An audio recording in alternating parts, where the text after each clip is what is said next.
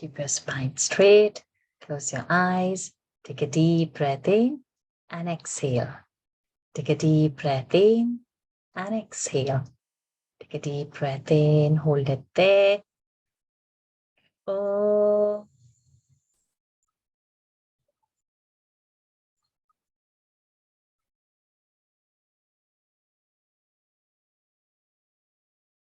Oh.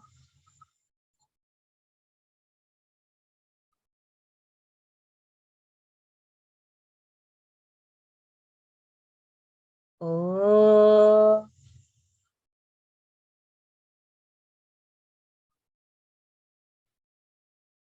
Om Shri Ganeshaya Namaha.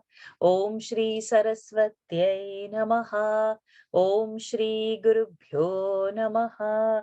Samasta Jana Kalyane Niratam Karunamayam Namami Chinmayam Devam Sadgurum Brahma Vidvaram Sadgurum Brahma Vidvaram Vasudeva Sutan Devam कंसचाणूरमर्दनं Devaki परमानन्दं कृष्णं वन्दे जगद्गुरुं कृष्णं वन्दे जगद्गुरुम् ॐ श्री परमात्मने नमः।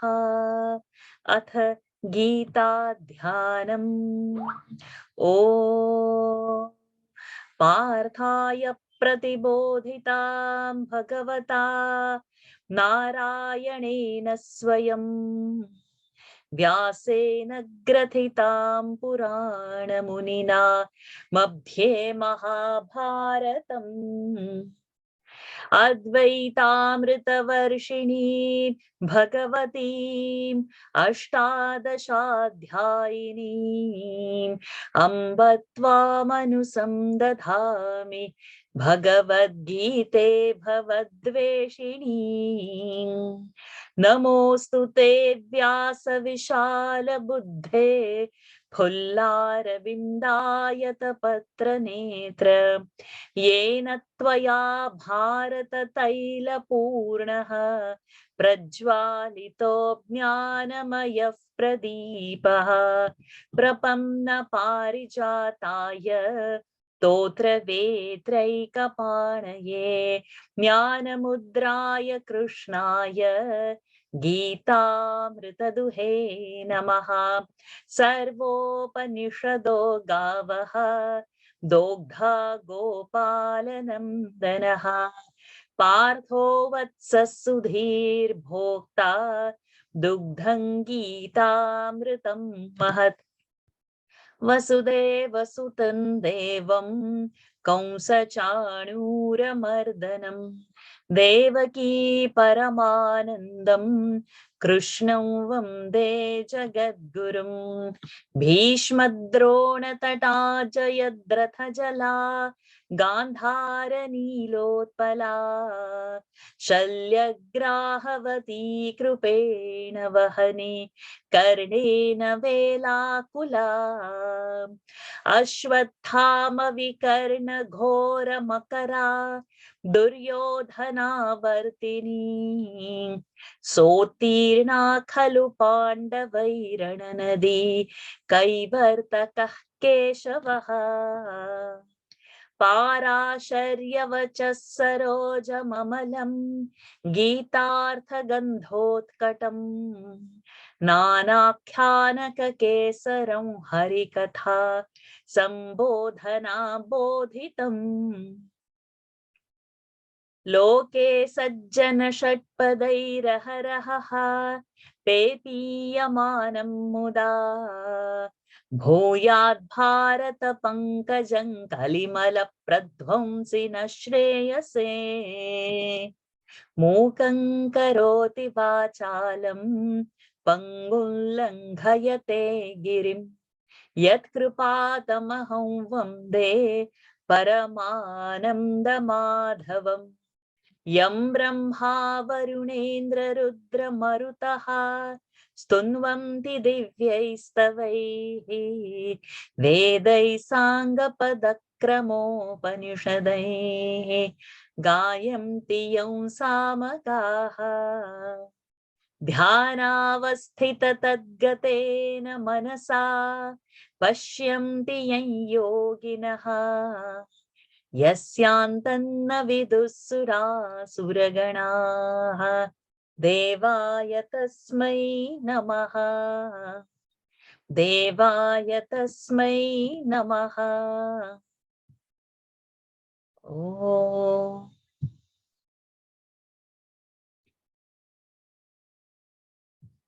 श्री परमात्मने नमः अथ प्रथमोऽध्यायः अर्जुन विषाद योगः धृतराष्ट्र उवाच धर्मक्षेत्रे कुरुक्षेत्रे समवेतायुयुत्सवः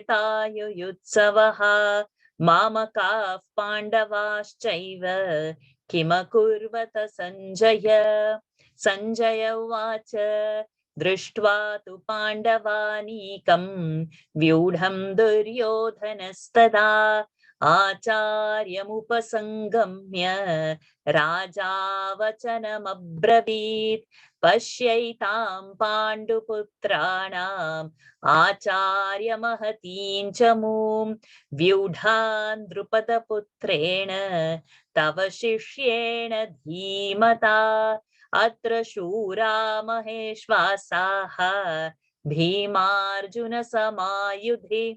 युयुधानो विराटश्च द्रुपदश्च महारथः धृष्टकेतुश्चेकितानः काशीराजश्च वीर्यवान् पुरुजित् कुन्तिभोजश्च शैब्यश्च नरपुङ्गवः युधामन्युश्च विक्रान्तः उत्तमौजाश्च वीर्यवान् सौभद्रो द्रौपदेयाश्च सर्व एव महारथाः अस्माकं तु विशिष्टाये तान्निबोध द्विजोत्तम नायका मम सैन्यस्य संज्ञार्थं तान् ब्रवीमि ते भवान् भीष्मश्च कर्णश्च कृपश्च समितिञ्जयः अश्वत्थामा विकर्णश्च सौमदत्तिस्तथैव च अन्ये च बहवः शूराः मदर्थे त्यक्तजीविताः नानाशस्त्रप्रहरणाः सर्वे युद्धविशारदाः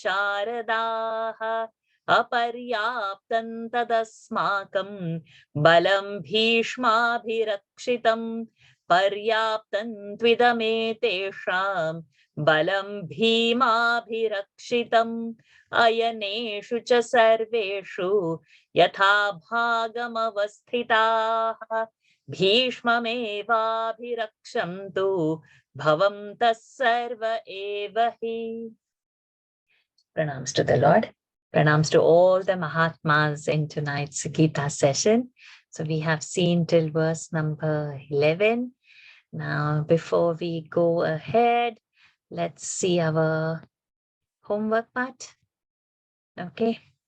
Homework was to memorize second verse of Dhyana Shloka. So anybody has memorized? Please raise hands. Second verse of Dhyana Shloka. No one? Okay, Shri Devi Bodha, I see your hand. Switch on your camera and please chant it.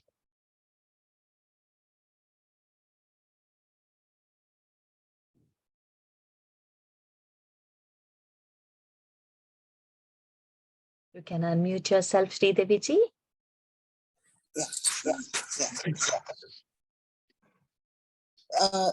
Shall I start the first one and then second, or start with second? Only second. Today's homework, second verse. Namostu te vyasa vishala buddhe phullarvinda yatapatra netra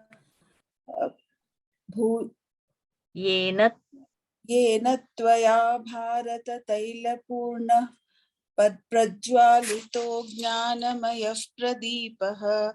I'll just repeat once. Yeah, yena tvaya bharata taila purnaha. Pada Purnaha. ends. Yeah. So we have to say the visarga. Okay. Yes, you can say. नमोस्तु ते व्यास विशाल बुद्धे फुल्लारविन्दायत पत्र नेत्र येन त्वया Bharata तैलपूर्णः प्रज्वालितो ज्ञानमयः प्रदीपः Excellent. Okay. No, that's fine. Only second. Next week's homework is third verse. Okay, good to see Spurti, your hand. Yes, go ahead. Chant your second verse. सुते व्यासविशालबुद्धे फुल्लारविन्दायतपत्रनेत्र येन त्वया भारततैलपूर्णः प्रज्वालितो ज्ञानमयः प्रदीपः. Excellent and perfect as well. Yes, Purnama, you can do ahead. Yes, go ahead. Hariom वर्षाजी. Hari Om ji. नमोस्तुते व्यास विशार बुद्धे Are उल्लार. you reading or have you memorized? I'm memorized it. You've memorized? Okay. Don't read. So see, close your eyes and say. Yeah. नमोस्तुते व्यास विशाल बुद्धे उल्लार विन्दायत पत्र नेत्र येन त्वया भारत तैल पूर्णः प्रज्वालितो ज्ञानमय प्रदीपः. Okay, just 2-3 mistakes are there. Say the first pada. नमोस्तुते व्यास विशाल बुद्धे. Ha, buddhe, not buddhe, buddhe. And now you said namostute, but first one was namostute. Huh? So namostute vyasa vishala buddhe. B, not bha. Then say the last pada. Jnana, ज्ञानमय प्रदीपः.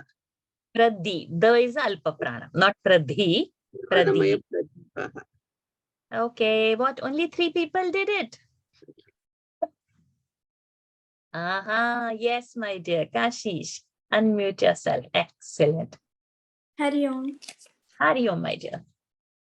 नमोस्तुते व्यास विशाल बुद्धे फुल्लार विन्दायत पत्र नेत्र येन त्वया Bharata तैलपूर्णः प्रज्वालितो ज्ञानमयः प्रदीपः. Excellent. Well done. So those who have not done, please begin to do it. Otherwise, the homework will pile up. So for next week, it is the third verse. So focus on the third verse and come. If you've not done first two, you will get some other chance other day. But now do the third verse so that your backlog doesn't pile. Otherwise, what will happen? You will do the first verse for this week. 3 verses are impossible in the beginning to do. Then it will keep on piling and you will never be able to bridge the gap. So first do your third verse for the next week and then come. And first, the first 2, we will see when it is. So please do not pile up your homeworks. You need to do it. Okay, now we have 11 verses done. I need 11 hands up, only 11, no extra hands. Those who want to read the verse. All the newcomers do participate so that I get familiar with y'all and we can relate to each other. Then I know who's in the class, what y'all are doing, what is the level. I get to interact with y'all. I get to see y'all. Yes, so fine. Okay, we need to start from here. I'll just reduce my screen this. Okay, 8 hands I see. I need more, 3 hands, 10 I see. Only one more hand is enough now. One more hand. Okay, enough, enough. Now no more, 12 I am seeing already.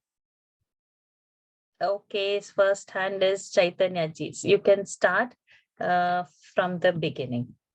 Hari Om Varshaji, my son will recite it seems. Oh, how old is he? He is 9 years old, P3. 9 years old. What is his name? Shamit Krishna. Samit Krishna, good to have you here. Please go ahead and chant. Start from the beginning. Om Shri Paramatmane Namaha. Atha Prathamodhyayah Arjuna Vishada Yogaha. Dhritarashtra Uvacha Dharmakshetre Kurukshetre Samaveta Yuyutsava Mamaka Pandavasheva Kima Kurvata Sanjaya. Very good. How do you say this word? Where is my pen gone? Anyway, somewhere it is there. Over here only. How do you say this word? Yuyutsavaha. This visarga has to be chanted. So could you chant the whole verse again? Okay. Dhritarashtra Uvacha Dharmakshetre Kurukshetre Samaveta Yuyutsavaha Mamaka Pandavasheva Kima Kurvata Sanjaya. And how do you say this? Mamaka Pandavashaiva. Sh also should come. Mamaka Pandavash-chaiva. Vash-chaiva. So there is a stress. So say the second line. Mamaka Pandavashaiva Kima Very good. Kurvata Sanjaya. Excellent. I want you to say this part. Atha Prathamo. So what does this blue alphabet mean? Is the Dvitiya. Dvitva. Dvitva. Excellent. You know that. And what does the red alphabet mean? It is a Mahaprana, that red one. See down, I have written over here. Over here. So that means, whether you are saying Mahaprana or not, what you will do, hold the hand in front of your mouth and say, Ha. If you feel the blast of your air on your hand, Ha, then you have said it. But if you say Ta, there is no blast of your air. So pratama, if you say prata, no blast. Pratha, so this is a self-check, whether your Mahaprana is coming or not. And this Atha also. And so Atha will have a stress. Atha prathamo dhyayaha. Say. Atha pratamo dhyayaha. So see, this Mahaprana doesn't come. This Mahaprana is not coming, darling. So see how the lip is going. Athap, athap, prathamo, athap. So this blue is for that pressure. So you will say athap, prathamo, dhyayaha. So dhya, when I'm saying, I'm feeling my air blast on my hand. So if you are not getting that air blast, keep it closer to your mouth and say th, dh. So I get. But if I say th, I don't get any air blast on my hand. Yeah. So could you say now th? No, not yet. Dh. So athap prathamo dhyayaha. Prathamo dhyayaha. So dhyayaha is happening. Dhyayaha. Dhyayaha. Dhyayaha. So you should do the self-test. Whether prathamo it is coming, then you don't feel. Pratha, tha, dhyayaha. So that belly should feel that squeeze of the air coming out. Dhya. So the force is very high. Okay, my dear child. Okay. Next week, again, you have to come preparing this particular. Athap prathamo dhyayaha. That has to come. Excellent. Okay. And I like your chanting. Your voice is excellent. And your awareness is fantastic. So I'm so proud to have you in my class. Wow. I am lucky, darling. Next week, we will see from you. And you are Samit Krishna. Huh? Shamit Krishna. Awesome. Okay. Chaitanya ji, you are going to read? Yeah. Sanjaya Uvacha Drushtva tu Uvacha, like that sound, Uvacha. Cha sound should not come. Sound. Uvacha. Sanjaya Uvacha Drushtva tu Pandavanikam Vyudham Duryodhanastada Acharyamupasangamya Raja Vachanam Abravit. And now for this Anuswara, what you will say? Vyudham, Dhana, Vyudhan. Vyudhan. So say again. Drishtva tu Pandavanekam Vyudhan Duryodhanastada. But you have to maintain the Mahaprana. It can't be Vyudan. So maintaining the Mahaprana, the Anuswara should come. Vyudhan. Ah. Vyudhan Duryodhanastada. Start again. Drishtva tu Pandavanekam Vyudhan Duryodhanastada Acharyam Raja Vachanam Abravit. Very good. Next we have who? Spurti. Go ahead with the third verse.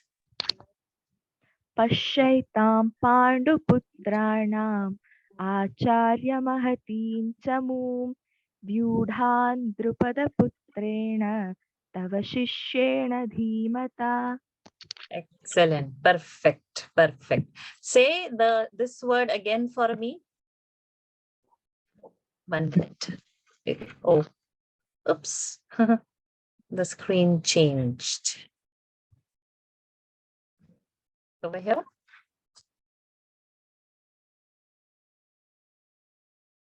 Spurti? Shishyena. Shishyena. Very good. Excellent. Shishyena. Thank you. Okay, excellent. Hamsanandini, go for the fourth verse. Hari Om Guruji. Hari Om Ji. Atra Shura Maheshvasaha Bhima Arjuna Samayudhi. Arjuna is written, right? Arjuna is not written. It is only Bhimarjuna. Ma and then R directly. Okay. Atra Shura Maheshvasaha Bhima Arjuna Samayudhi Yuyudhano Viratascha Tripatascha Maharatah. Where are the Mahapranas? We'll do one word. Bhimarjuna. Okay. Bhima. Say. Say. Bhimarjuna. Bhima. Only the words which are Bhimarjuna. Bhimarjuna. Okay. Yudhi. Yudhi. Yuyudhano. Yuyudhano. Drupadashcha. Drupadashcha. The alpa prana. Drupadashcha. Drupadashcha. Correct. Chano. Drupadashcha. Drupadashcha. Maharatha. Maharatha. Okay. Now you chant with all these corrections. Atra Shura Maheshvasaha Bhimarjun Samayudhi. Arvai Arjuna I'm hearing. Bhimar. Bhimar. Bhimarjuna. No. Bhi. Hold the finger in front of your mouth. Bhi. Bhimarjuna Samayudhi. Bhima Arjuna is coming. Bhimar. Bhimar. Bha. Okay. Bhimarjuna Samayudhi. Yuyudhano Viratascha Tripatascha Maharatha. Drupadascha can be better, but well done. Okay. Shri Devi ji, go for the next verse. धृष्टकेतुश्चेकितानः काशीराजश्च वीर्यवान् पुरुजित् कुन्तिभोजश्च शैब्यश्च नरपुङ्गवः. Excellent. Alok Verma ji, next verse.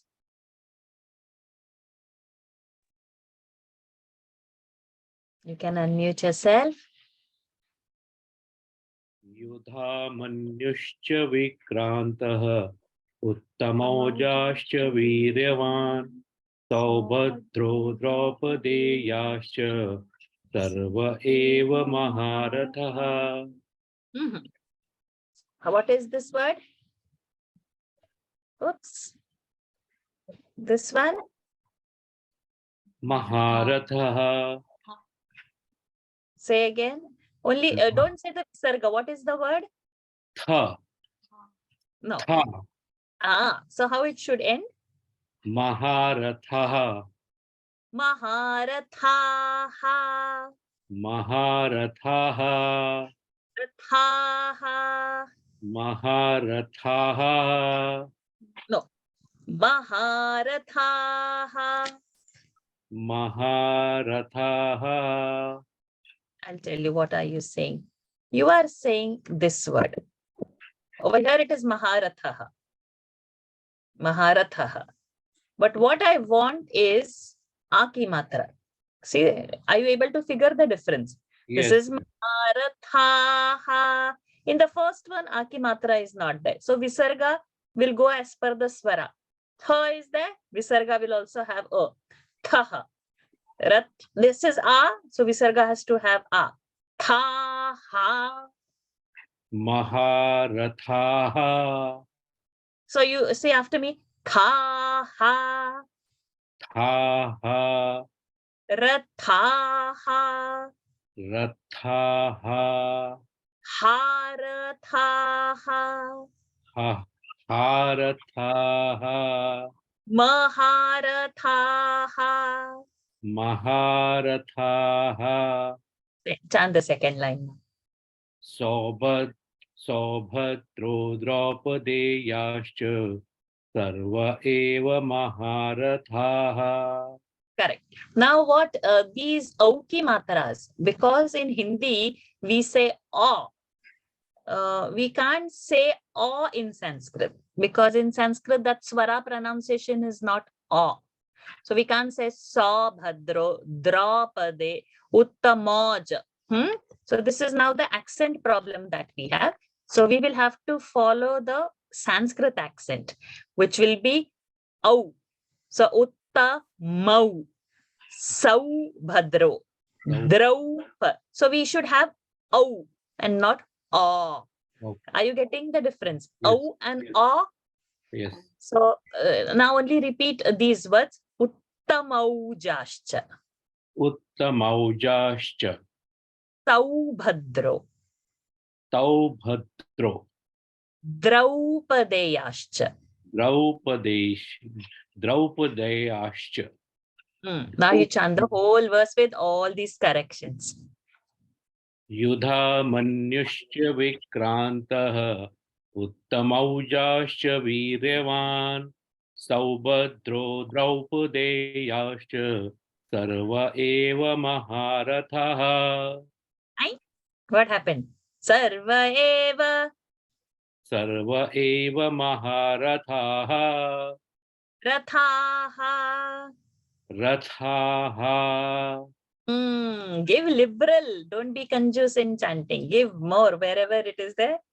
Do it very nicely. Okay, well I'll done. practice it.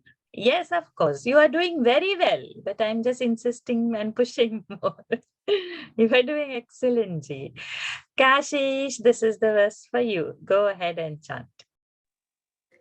अस्माकं तु विशिष्टाये तानि बोधद्विजोत्तमा नायका मम सैन्यस्य सैन्यार्थान् तान् ब्रवीमि ते. Everything else excellent. Only this box, blue box, and a dha comes. So dha mahaprana we have to retain and give a dvitva effect also. So we can't say tani bodha dvijottama, not bodha dvijottama, bodha dvijottama. तानि बोधद्विजोत्तमा. Excellent. Now chant the whole verse. अस्माकं तु विशिष्टाये तानि बोधद्विजोत्तमा नायका मम सैन्यस्य सैन्यार्थान् तान् ब्रवीमि ते.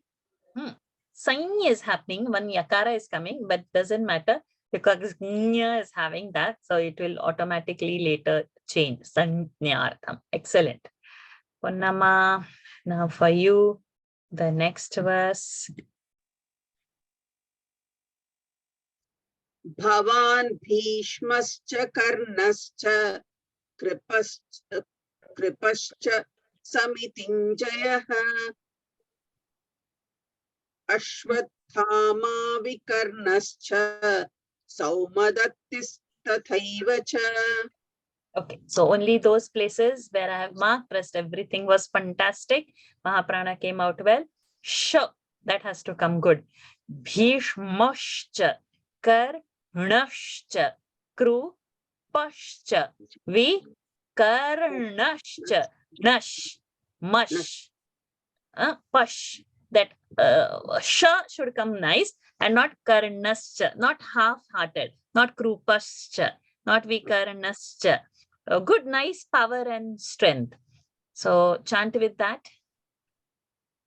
भवान् भीष्मश्च कर्णश्च कृपश्च समितिञ्जयः अश्वत्थामा विकर्णश्च सौमदत्तिस्तथैव च. Excellent. Perfect. Indira Rangasamy ji, yours is the next verse. Bhavan Bhishmascha Karnascha. Oh, sorry, ma'am. One, two, Hari Om. I made a mistake. I'll go to the next one. I can go always. Okay. Anyescha Bhavasura. Again. Chant. Anyescha Sha is not Bhavasura. there, right? Sha is not there anywhere. So you should not give any extra sha over here. Anyescha Bhavasuraha. This word chant. Bahavas Suraha. Am I right? Bhavashura.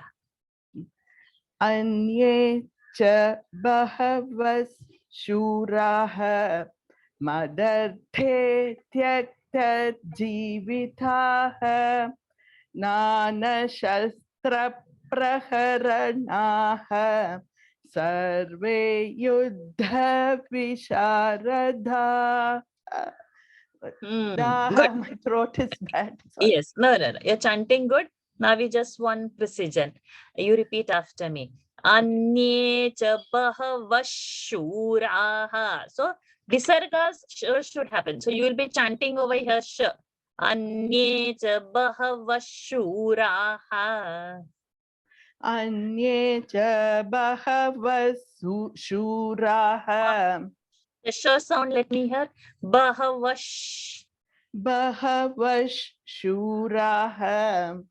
Anye cha bahavash shuraha. Madarte tyakta jivitaha. This is Alpa. Oh, there it became Mahaprana. Yeah, there you said jivitaha. So jivitaha. Jivitaha. Jivitaha. Correct. Then. Shall I repeat that line, ma? Yes, go ahead, repeat. Anye cha bahavash shuraha madarte tyakta jivitaha. Nana shastra praharan.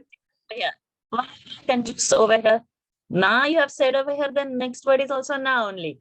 Na and not nana. Nana shastra praharanaha. This blue alphabet. Blue alphabet is you have to give extra pressure over there. Okay. Shastra praharana. Nana shastra praharanaha. Sarve yuddha visharadha. Da alpa prana, not dhaha, visharadaha. Visharadaha. Very good. Well done. Swati. Thank you. Go for the next verse.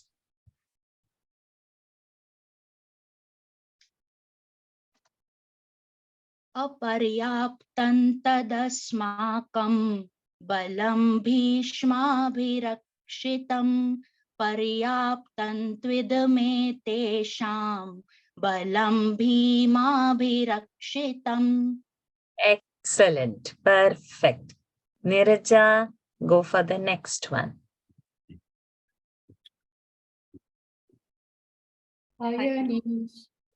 अयनेषु च सर्वेषु यथा भागवमस्थिताः भीष्ममेवाभिरक्षन्तु भवन्तः सर्व एव हि. Yet again.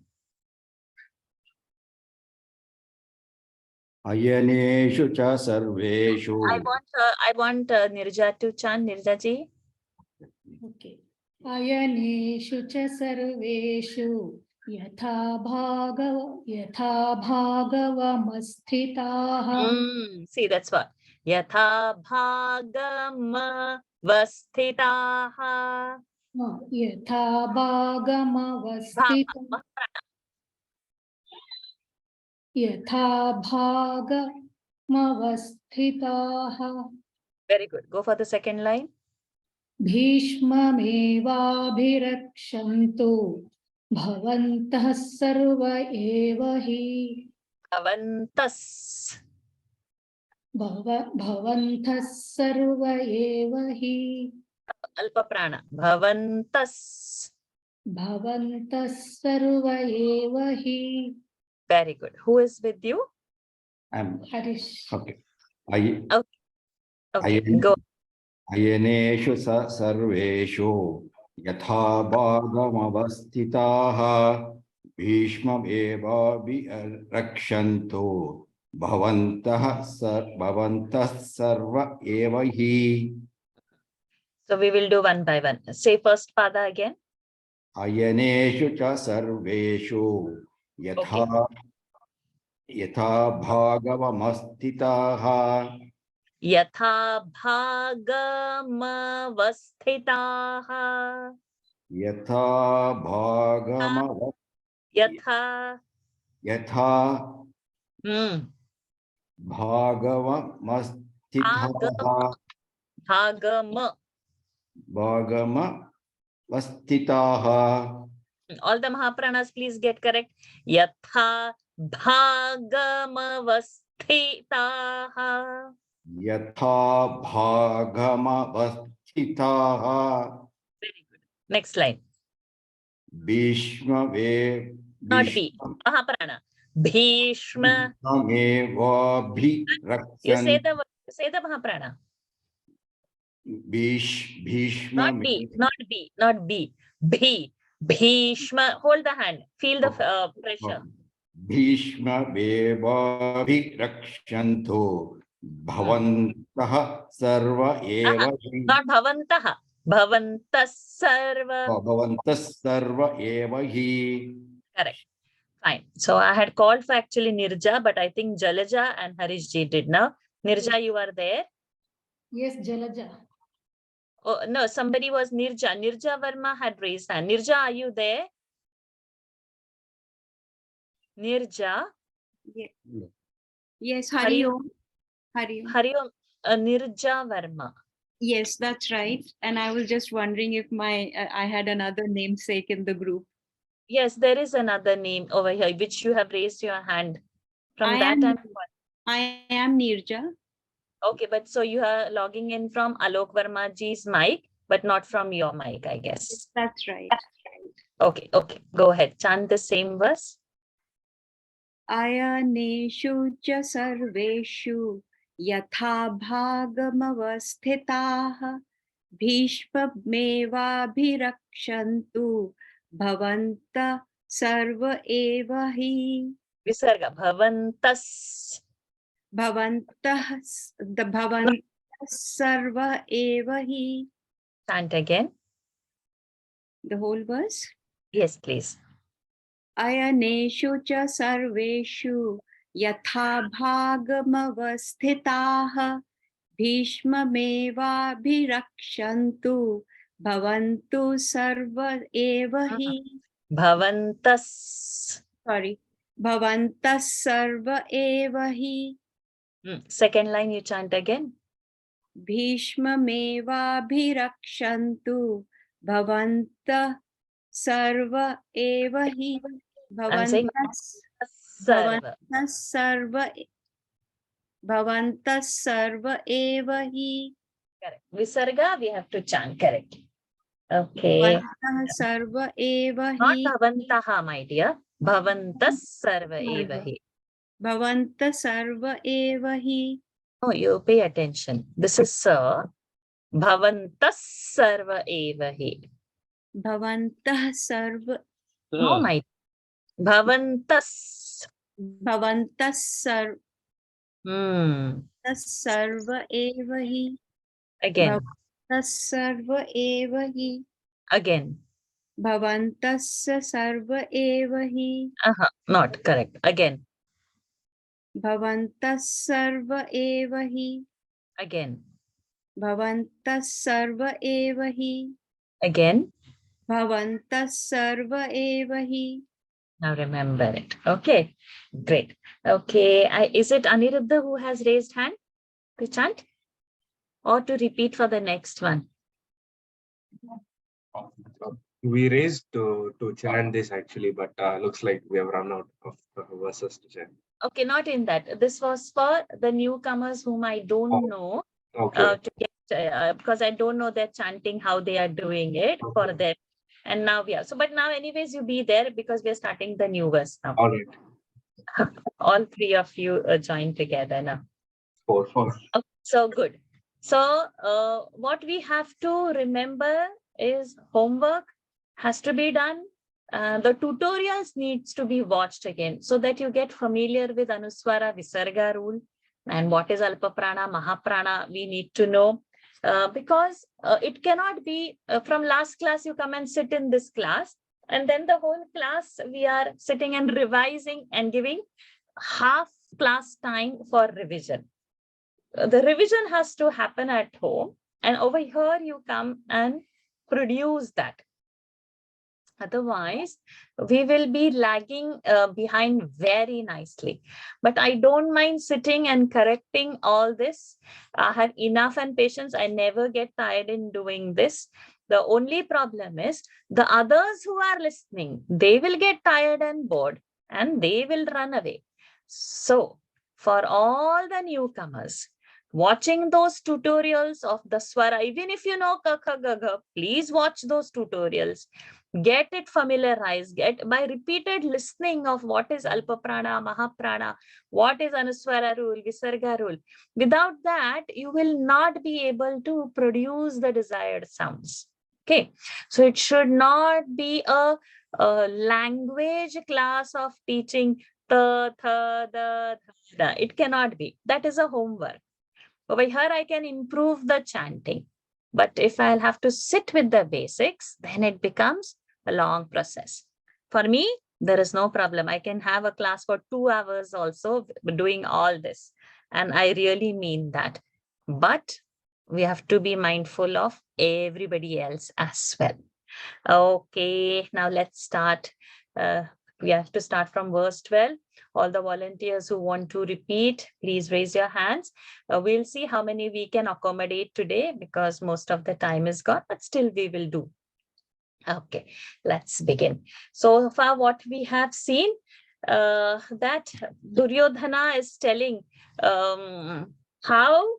all are there in his team. Okay, and we are going to see the next part, what is going to happen. He was boasting and he was, I think, consoling himself only that his army is big, his army is powerful. He said it is aparyaptam. That means the power is aparyaptam, limitless, whereas the opposition's power is paryaptam because Bhima is only protecting it, but this was Bhishma who is protecting him. This is he's boasting. So now in this verse, we will find that because he said that, yes, oh, my power, this team is very strong and it is aparyaptam. Now, Bhishma is trying to please him in this verse. So we'll see how Bhishma has tried to please him. Okay, all three of you. Tasya sanjanayan harsham. Tasya sanjanayan harsham. Tasya sanjanayan harsham. Tasya sanjanayan harsham. Very good. Tasya sanjanayan harsham. Very good.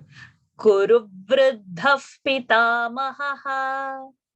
Kuru vruddhav pitamahaha. Kuru vruddhav pitamahaha. Kuru vruddhav pitamahaha. Kuru vruddhav pitamahaha. So over here we have to note many people chant Kuru Vruddha. So it will not be Kuru Vruddha. Kuru Vruddha. One extra V will come in the R and extra the will come in the Vr. So Kuru Vruddhav Pitamahaha. So you have to be aware how the mouth is changing and be aware of that blue alphabet over there. Kuru. So in that Ru, you have taken the V. When you say Vru, then you have taken the. So Kuru Vruddhav Pitamahaha. Repeat. Kuru All of you vruddhav. have chanted it correctly only, but for others to bring that awareness, I'm saying. Yeah, go ahead. Kuru vruddhav pitamahaha. Kuru vruddhav pitamahaha. Kuru vruddhav pitamahaha. Kuru vruddhav pitamahaha. And doing this process, we should not make Kuru, that Uru should not be Dirgha. It should still maintain the short one. So Kuru Vruddhav Kuruv and not Kuru Vruddha. Okay, so be mindful of the Hasva sound also and the blue alphabet also. Next line. Simha. Huh? So not Simha, not Sinha. North Indian will say Sinha. South Indian will say Simha. But it is neither North Indian nor South Indian. It has to be Sanskrit. So Anuswara would be Wa. So it will be Simha. Simha. So Simhanadam vinadyochaihi. Simhanadam vinadyochaihi. Chai, chai, cha, cha. Simhanadam vinadyochaihi. Simhanadam vinadyochaihi. He. Very good. Simhanadam vinadyochaihi. Simhanadam vinadyochaihi. Simhanadam vinadyochaihi. Very good. Shankhan, see? Shankhan nakara. Ha should come, not shanka. Huh? Shankha. Shankhan dadmau pratapavan. Shankhan dadmau pratapavan. Shankhan dadmau. Shankhan dad. Shankhan dad. Shankhan dadmau pratapavan. Shankhan dadmau pratapavan. Shankhan dadmau pratapavan. Very good. Tasya sanjanayan harsham. See, shram and not harsham. Not harsham. Harsham. I hope you are aware that whistle coming. Sham and not sham. Not harsham. Harsham. Got it? Tasya sanjanayan harsham. Kuru vruddhav pitamahaha. Okay, one line. Tasya sanjanayan harsham. Kuru vruddhav pitamahaha. Tasya sanjanayan harsham. Kuru vruddhav pitamahaha. Tasya sanjanayan harsham. Kuru vruddhav pitamahaha. Tasya sanjanayan harsham. Kuru vruddhav pitamahaha. Very good. Simhanadam vinadyochaihi. Shankhan dadmau pratapavan. Simhanadam vinadyochaihi. शङ्खं दद्मौ प्रतापवान् सिंहनादं विनद्योच्चैः शङ्खं दद्मौ प्रतापवान् Shankha. Sha. शङ्खं. Say again. I'll try the whole thing again. सिंहनादं विनद्योच्चैः शङ्खं दद्मौ प्रतापवान्. सिंहनादौ विनद्योच्चैः शङ्खं दद्मौ प्रतापवान् सिंहनादं विनद्योच्चैः सिंहनादं विनद्योच्चैः शङ्खं दद्मौ प्रतापवान्. तस्य सञ्जनयन् हर्षं कुरु वृद्धः पितामहः सिंहनादं विनद्योच्चैः शङ्खं दद्मौ प्रतापवान्. Excellent, Anirudh. Perfect. तस्य सञ्जनयन् हर्षं कुरु वृद्धः पितामहः सिंहनादं विनद्योच्चैः शङ्खं दद्मौ प्रतापवान्. Excellent, Jayant. Very well done.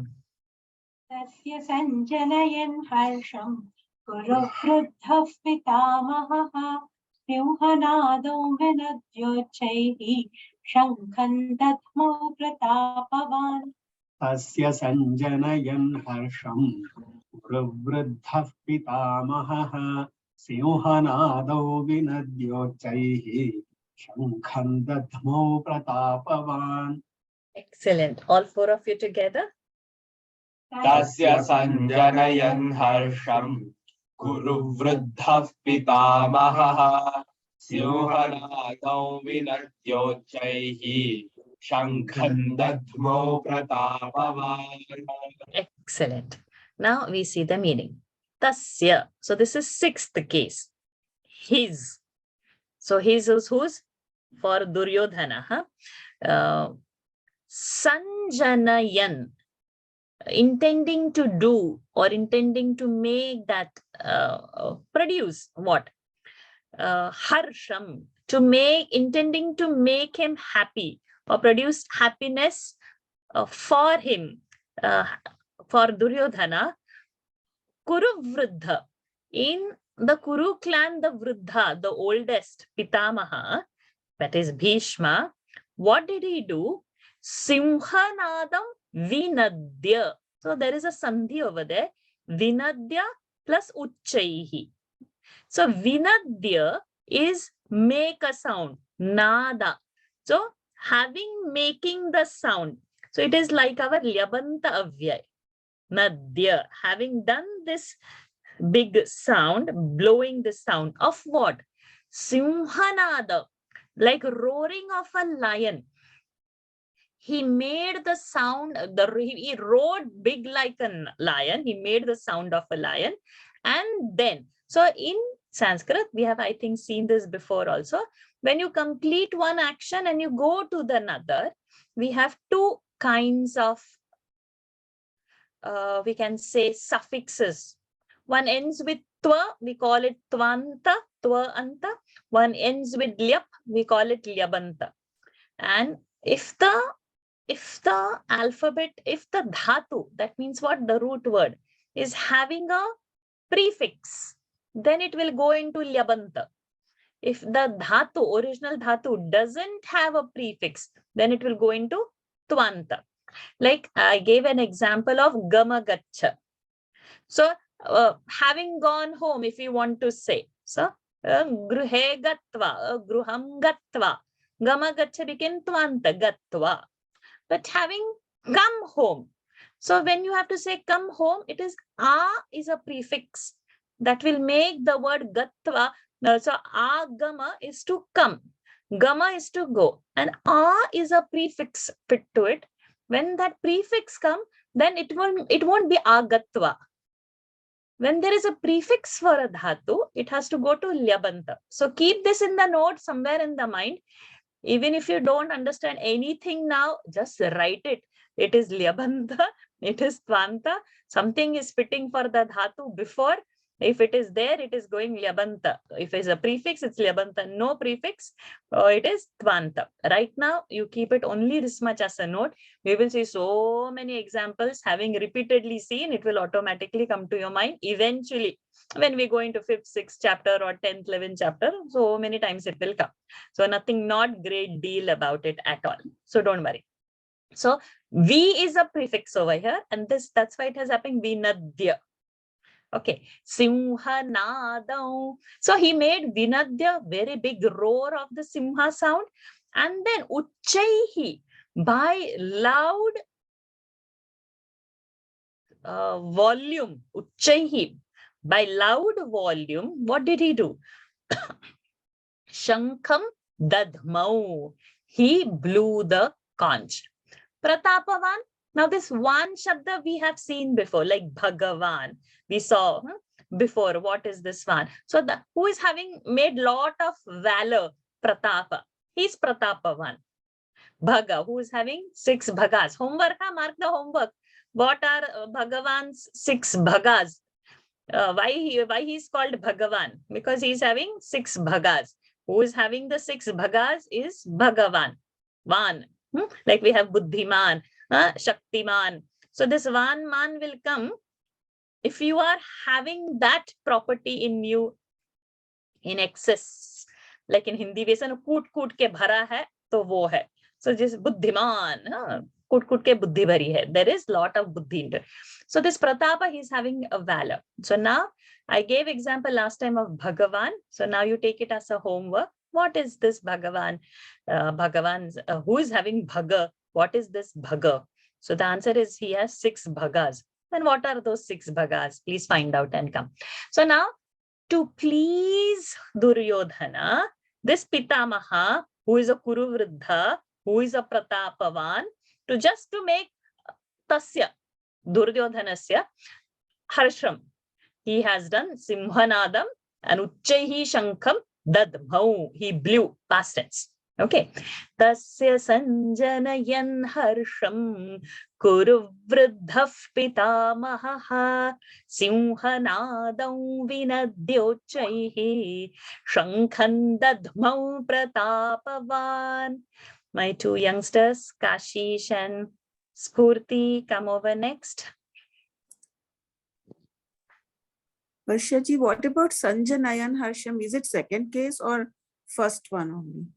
No, Sanjayanan is to produce. So it is not the case for that. To produce there is a verb over there. Okay. It is the intention of producing. So when the verb mixes with the noun, that's a little higher Sanskrit. So which we will not talk about it now. Otherwise it will get confused. So you take it as a meaning as the intent to produce is Sanjanayan. In that case, Shankham also will be the adjective of that only? No. It is Shankham Dadmau. Shankham Dadmau. Okay. Yeah, thank you. Blew the conch. Okay. Kashish, Spurti. Did we do? Tata Shankhascha Bheryascha. Tata Shankhascha Bheryascha. Tatah Shankhascha Bheryascha. This sh should come. Tata Shankhascha. Tatah Shankhascha. No. Listen. Tatash. Visarga Shakara should happen. Tatash. Okay. Tatah Shankhascha Bheryascha. Bheryascha. Tatah Shankhascha Bheryascha. Tatha is happening, no tha, alpa prana. Tatash. Not tatha. Tatash. Tatah Shankhascha Bheryascha. Padavanaka Gomukhaha. पर्णवानकगोमुखाः पर्णवानकगोमुखाः सहसैवाभ्यहन्यन्त सहसैव्या भय no, I'll help you. Sah सह sai सै vabhya वाभ्य han हन् yan यन् त sah सह saivabhya सैवाभ्य हन्यन्त हन्यन्त सहसैवाभ्यहन्यन्त सहसै सहसै सहसै Abhay सहसै सहसैवाभयन्हन्त. no. Okay, the word is sahasa. The word over there is sahasa. Eva abhya hanyanta. Abhi hanyanta. Abhya sahasaivabhya hanyanta. Abhya hanyanta. So saha saivabhya hanyanta. सहसैवाभ्य Vabhya वाभ्य सहसैवाभ्य सहसैवाभ्य हन्यन्त. Very good. Purti. सहसैवाभ्यहन्यन्त. Good. Sashabdastu mulo bhavat. सशब्दस्तु मूलो भवत्. Very good. सशब्दस्तु मूलो भवत्. Full line. Tata shankhaschа bheryascha panavanaka gomukhaha. ततः शङ्खाश्च भैर्यश्च पर्णवानकगोमुखाः. ततः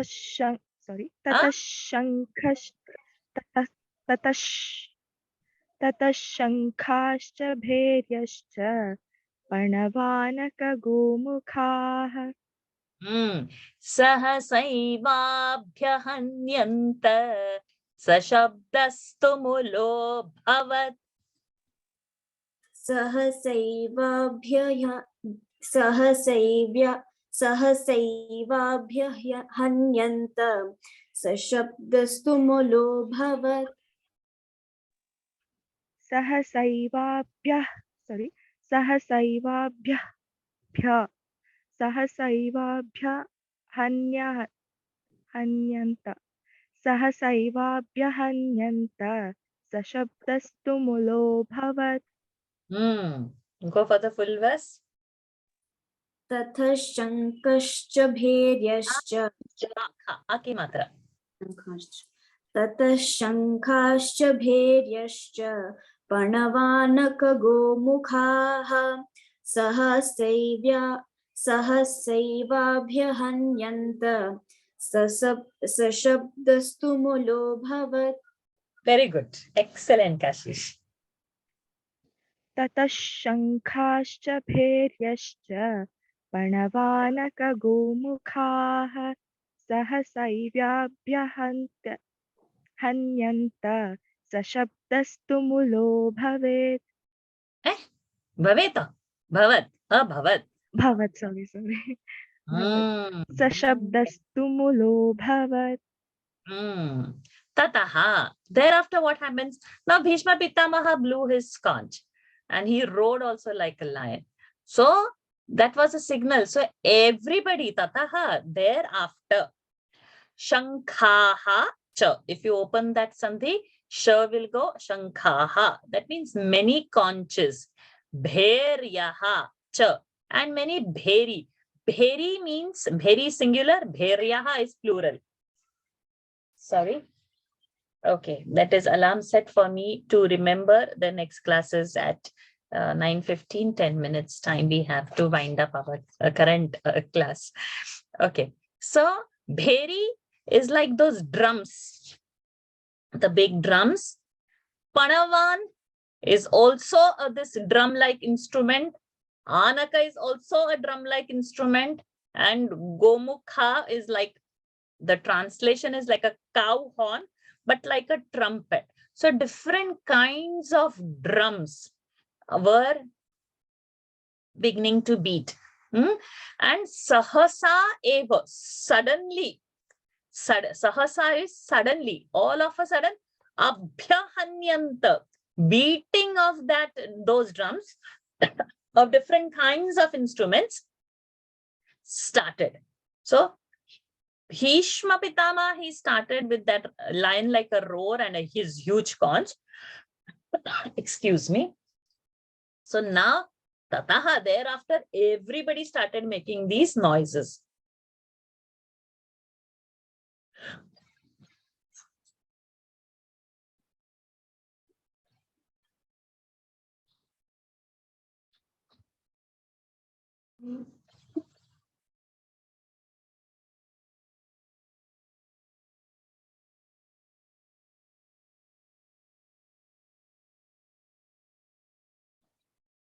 Excuse me.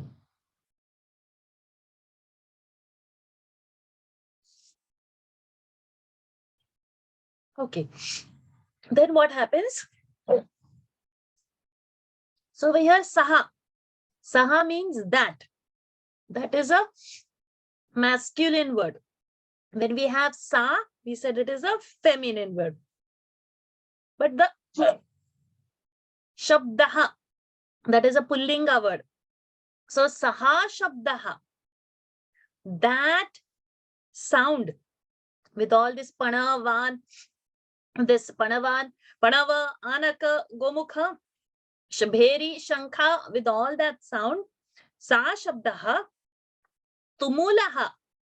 Tumulaha means tremendous, terrible, shaking. It's like when you hear all those who are in Maharashtra and all, just imagine the Ganapati procession. Especially in Pune, you have got those specific drum beaters where even one bang on that drum sends such a tremor. You can hear few kilometers when they practice. It happens before the Ganesh festival, few months. And the drum practice in that whole area, you feel like the entire city is echoing only drums with those few people. Now here we have 18 Akshahinis, and that means so many people are beating their drums with what great force? Tumulaha, it is shaking completely. Abhavat. Abhavat, past tense of bhava, means it shook the whole earth or that space or that whole area. Tata shankascha bheryascha panavanaka gomukhaha sahasaivabhyahanyanta sashabdastumulo bhavat. I'll take only one more. Somebody is with the Zoom user, so I will not consider you Zoom user. So no name, that means no chance. Camera off, no name, no chance. So we will have now Somasundaranji, your camera is on. And Hamsanandini Shushma Kannan, your camera is also not on. So we will not take you. Now you all have on. Okay. Okay. So, okay. We'll have Somasundaranji and then Shushmaji and Hamsanandini ji. And the Zoom user has put on the camera, but no name. So we will give you chance next week when you come. And because we have to finish this part, we are going to just chant the verse and see the meaning in the next class. Okay. Tata shvetair hayir yukte. Tata shvetair hayir yukte. ततश्वेतैर्हरैर्युक्ते ततः श्वेतैर्हयैर्युक्ते I think you have a problem, Hamsa Nandini. We'll take you in the next time because your camera is having a problem. We will have between Somasundaran ji and Sushma ji. Sushma ji, your voice and your pitch is excellent. It's a delight to hear you. Mahati syandane sthitau. Mahati syandane sthitau. महति स्यन्दने स्थितौ Madhava Pandavaschaiva.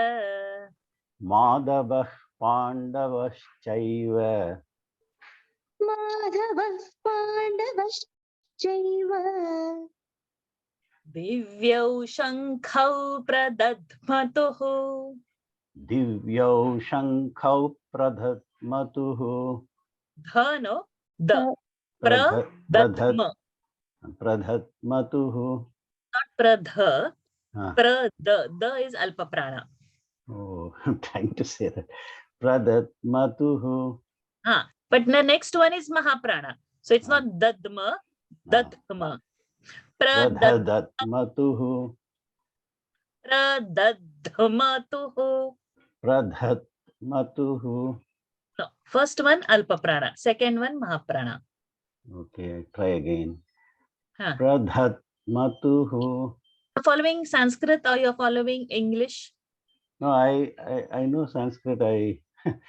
Which I you're following I follow the Sanskrit actually, madam. Okay, so now see, the red one is Dadha. But before the red one, there is a the. The, and then only Mahaprana. Before the red one, there is a Alpa Prana. Alpa Prana, yeah. Huh. Pradhatmatuhu. You're saying Dadma, and I want that Dadma. Pradhatmatuhu. Not. You have to practice that. You're saying Dadma, but it is not Dadma. Okay, Sushma ji. देव्यौ शङ्खौ प्रदत्मतुः sorry it's matuh sorry देव्यौ शङ्खौ प्रदत्मतुः Dad.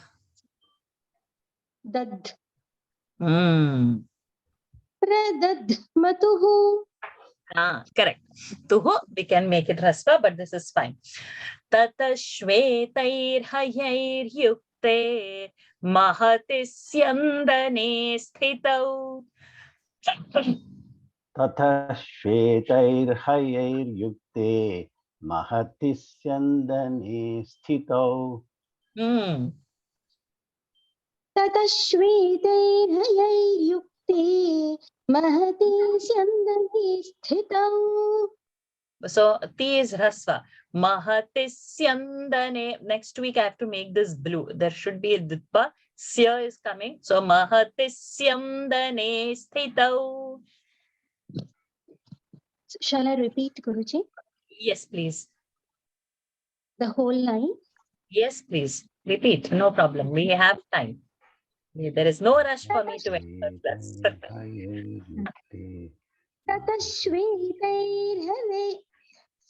ततः श्वेतैर्हयैर्युक्ते महति स्यन्दने स्थितौ.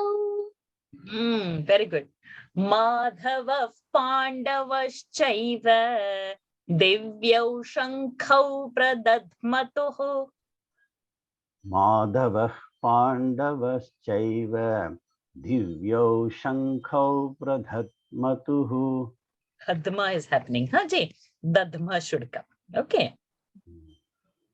Guruji, when you say Dadmatuhu, that means you will separate pra and Dadmatuhu. Should be Pradadmatuhu. I separated out for you all to see that. So nothing is separating. A whole word is one. Pradadmatuhu. Pradadmatuhu. Correct. Okay, thank you. Madhavah Pandavaschaiva Divyau Shankau Pradadmatuhu. Excellent. Go for the full verse, Somasundaran ji. Tatha shvetair hayair yukte mahati syandane sthitau Madhavah Pandavaschaiva Divyau Shankau Pradhatmatuhu. That dhadma is happening. It's not the, it's the dhma. And Madhava's dha also had a lesser power, but you will work it on. Okay. Dhanyavad. Yes. Dhanyavadaji. Tadashvat. I'm just getting confused with that. Shvetair Hayair. Am I right? Hayair. Shvetair Hayair. Okay, Guruji, thank you. ततश्वेतैर्हयैर्युक्ते महतस्यन्दने स्थितौ माधवः पाण्डवश्चैव दिव्यौ शङ्खौ प्रदध्मतुः. I'll say quickly, otherwise it will remain ha. Shvetaihi hayaihi. Plural. Third case, plural. Third case. Third case means instrumental case. Means by. By Shweta, white. Haya, Ashwa, horse. By white horses. Yukte. With the white horses. Tataha thereafter. Mahati, very big. Syandane, in the chariot. Seventh case. Sthitau, having seated in the very big chariot which is having white horses. Madhavaha and Pandavaha.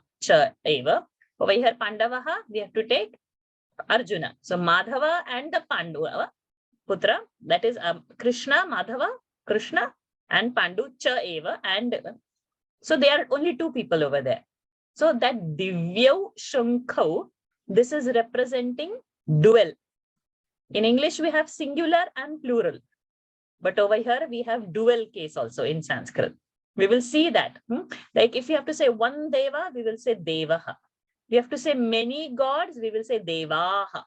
But if you have to say two gods, the dual case is also there, where we will say devau. Okay, so devaha, devau, devaha.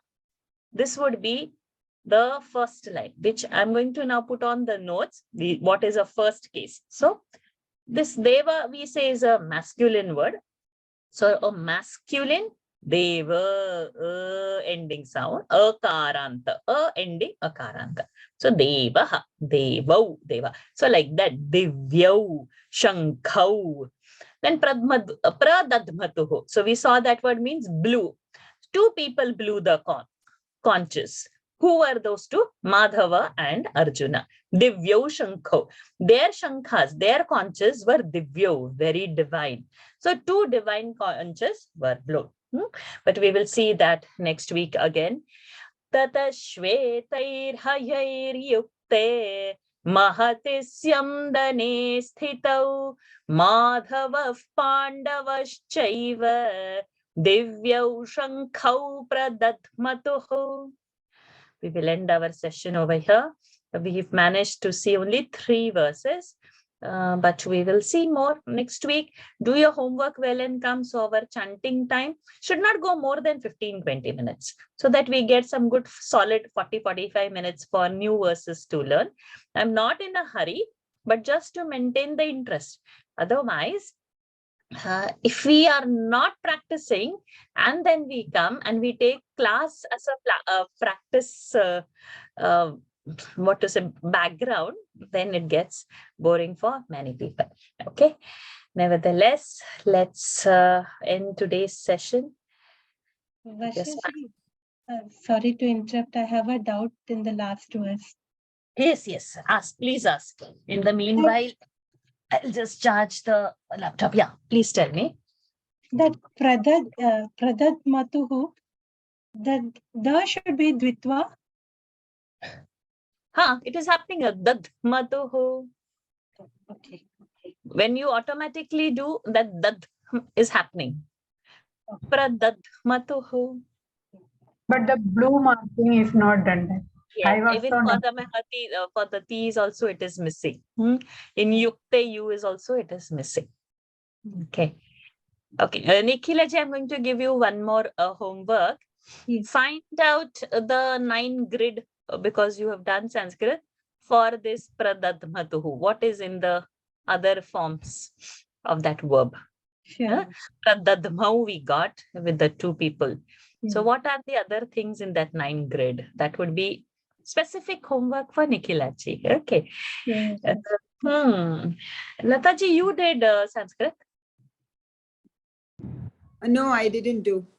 Okay, you escaped the homework. I'm such I know. escaped. Okay, I'm not finding anyone here. Anyways, fine. So let's go to end the session. And do your homework and come. That's the only thing I insist. And my Guru Dakshina, please don't forget. Don't run away from the class. That's the Guru Dakshina you have committed to. That regularity is my Guru Dakshina. Okay, let's end the session. Keep your spine straight. Close your eyes. Take a deep breath in and exhale. Take a deep breath in and exhale. Take a deep breath in. Hold it there. Oh.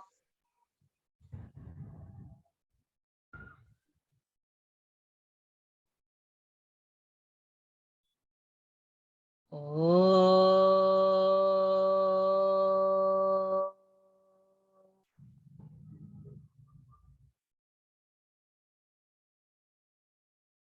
Oh.